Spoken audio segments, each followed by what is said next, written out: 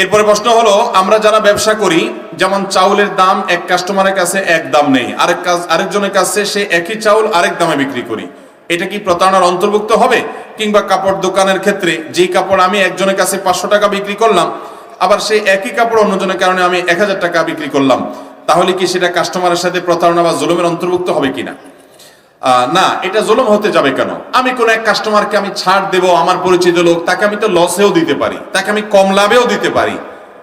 আবার আরেকজনের কাছে আমি প্রফিট বেশি করব বা ন্যায্য প্রফিট করব, সেটা জায়েজ আছে। কিন্তু দেখতে হবে যে আপনি কাস্টমারকে চান্সে পেয়ে প্রতারণা করছেন কিনা। অর্থাৎ জিনিসটার বাজারে দামই আছে 500 টাকা, আপনি দেখছেন কাস্টমার বেচারা একটু আবুল টাইপ, একটু সোজা সরল মানুষ, এই চান্সে আপনি ওইটার দাম নিলেন 1000 টাকা। তাইলে একটা মানুষকে সহজ সরল পাইয়া তাকে আপনি দিলেন এরকম ক্ষতি করে এবং মোটা অঙ্কের লাভ করলেন। এটা কখনো মুসলমানের চরিত্র হতে পারে? এটার যে ন্যায্য প্রফিট আপনি অন্য 10 জন থেকে করেন, এর থেকে সমানটা করবেন। দুর্বল পাইয়া সহজ সরল পাইয়া তার থেকে মারিং করে দিবেন, অতিরিক্ত লাভ নেবেন, সেটা অবশ্যই কি হবে? গুনাহ হবে।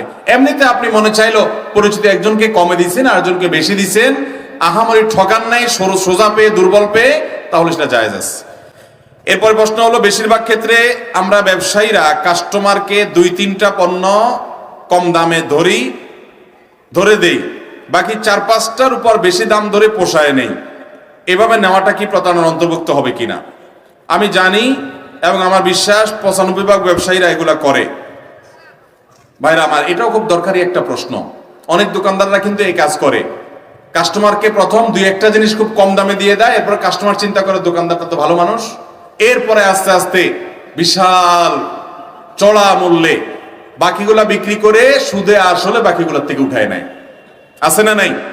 তো এইরকম ব্যবসায়ী যদি কেউ ব্যবসা করে, অবশ্যই সে গুনাহগার হবে, কারণ সে রীতিমতো এখানে প্রতারণা করছে। প্রতারণা এটাকে বলে, ওই যে টোপ দিয়া বড়শিতে যেরকম মাছ ধরে, এরকম সে টোপ দিছে, তাকে প্রতারণা করছে, ভালো মানুষ সাজছে, এরপরে ভালো মানুষ সে আর থাকে নাই, এটা প্রতারণা হবে। যদি এমন হয় যে না, ইচ্ছাকৃতভাবে প্রতারণার উদ্দেশ্য না, কিছু জিনিস সে কম রাখছে, আবার কিছু জিনিস ন্যায্য মূল্য রাখছে, অতিরিক্ত না, প্রতারিত করার জন্য না, তাকে ধোঁকায় ফেলার জন্য না, যে কিছু জিনিস আমি কম দামে রাখলাম, এটা আমার কম রাখলেও চলে, আবার কিছু জিনিসটা আমি ন্যায্য মূল্যে বিক্রি করলাম, এটা জায়েজ হতে পারে।